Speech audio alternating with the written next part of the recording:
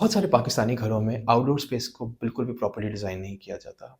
Square footage को maximise करने के बाद हमारे पास जो फ्रंट के ऊपर या साइड्स के ऊपर जो भी जगह बचती है, या तो उसको पेवर्ड के अंदर कवर कर दिया जाता है या कुछ ग्रीन बेल्ट के अंदर छोड़ दिया जाता है। बट इससे वो एस्थेटिकली या विजुअली तो हो सकता है कि आपको जगह बेहतर लगे। बट देन अगेन अगर आप उसके अंदर कोई फंक्शन ऐड करें या एक सर्टेन थीम या डिज़ाइन के हिसाब से लेके चलें, तो it will add a lot of value to your house. आप उसको यूज़ बेहतर तरीके से कर पाएँगे। उसी तरह अगर अ,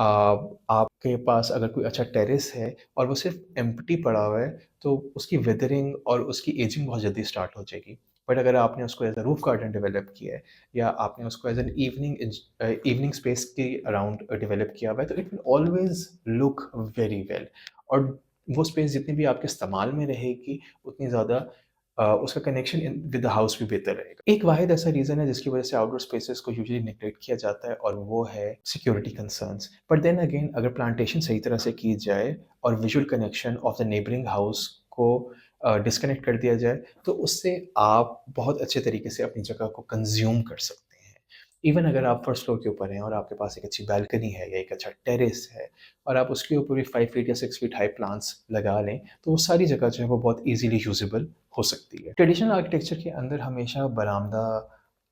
कोर्टयार्ड, एंट्रेंस एटसेट्रा एटसेट्रा के अंदर नेगेटिव स्पेस छोड़ी जाती थी, जिसके अंदर प्लांटेशन और बाकी सारी घरेलू एक्टिविटीज़ को भी प्लेस किया जाता था, जिसकी वजह से सारी स्पेसेस नेगेटिव जो होती थी वो इन कॉन्टैक्ट रहती थी। But then again because of modern houses, क्योंकि हमने वो सारे कॉन्सेप्ट्स इतने ज़्यादा अपनी स्पेसेस के अंदर से निकाल दिए हैं और उनको हम बिल्कुल अपनी पेरिफेरी के ऊपर ले गए हैं घर की, जिसकी वजह से क्या होता है कि वो क्योंकि हमारे रोज़मर्रा के इस्तेमाल में नहीं आ रही होती, तो इस वजह से वो जितने भी आपने कंक्रीट स्क्वायर फुटेज के अंदर वो जो डेवलप की है, वो बिल्कुल ही नेग्लेक्ट हो जाती है, and it's partially also a waste of money, क्योंकि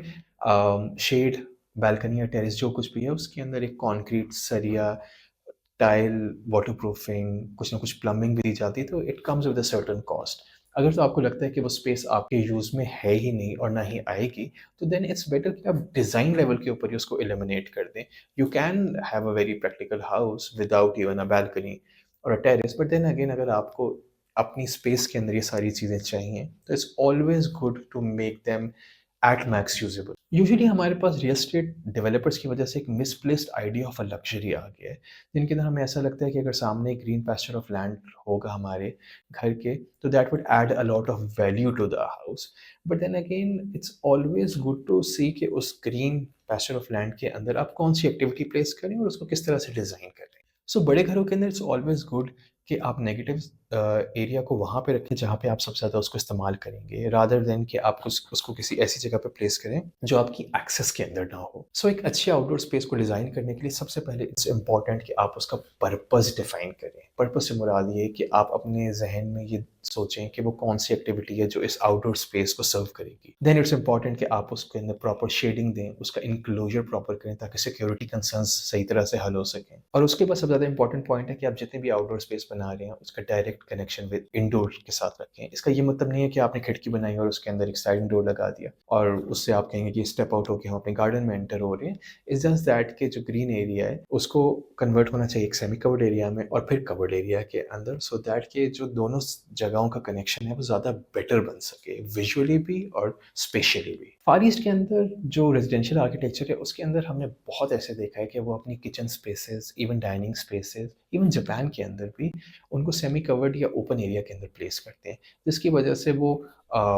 covered area of a house को भी एक्सपीरियंस कर रहे होते हैं, सेमी कवर्ड एरिया को भी एक्सपीरियंस कर रहे होते हैं, और जो उनकी नेगेटिव स्पेस है, जो आउटडोर एरिया है, उसको भी 100% कंज्यूम कर रहे होते हैं। बट समहाउ हमने अपनी आइडिया ऑफ अ हाउस को इतना लिमिट कर दिया है, जिसकी वजह से हमें यही लगता है कि only an air condition space indoor की जो है वो ज़्यादा इस्तेमाल होगी, और जो सेमी कवर्ड एरिया और जो ओपन एरिया है वो घर के अंदर बिल्कुल इस्तेमाल नहीं होंगे। But then again lifestyle choices को अगर चेंज किया जाए, तो उससे भी यूज़ ऑफ अ स्पेस जो है वो काफ़ी बेहतर हो सकता है। अगर आउटडोर स्पेस से रिलेटेड आपका कोई भी सवाल हो, तो वो प्लीज़ कमेंट्स के अंदर ड्रॉप करें। शुक्रिया।